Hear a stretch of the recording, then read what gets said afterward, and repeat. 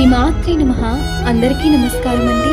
లలితా సహస్రనామంలో 68వ శ్లోకం. శృతి సీమంత సింధూరీకృత పాదాబ్జతోలిక సకలాగమ సందోహ శుక్తి సంపుట మౌక్తిక.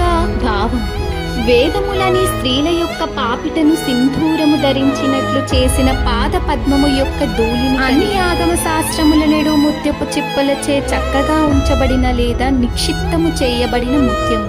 ఒక్క నిమిషం కళ్ళు మూసుకోండి. వేదాలు, శాస్త్రాలు, ఆగమాలు ఇవన్నీ జ్ఞాన సముద్రం లాంటివి. ఆ సముద్రంలో ఒక ముత్యం దాగి ఉంది.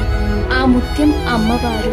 వేదాల అంచులో సింధూరంలా మెరుస్తూ ఆమె పాద ధూళి జ్ఞానానికి శోభ ఇస్తుంది. నిజానికి ఆ జ్ఞానమంతా ఆమె నుండే వచ్చింది.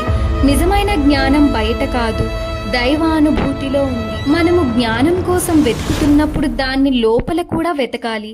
లలిత అమ్మవారి కృప మన అందరిపై ఉండాలి. ఆమె మనకు నిజమైన జ్ఞానం ఇవ్వాలి. శ్రీమాత్రే నమః.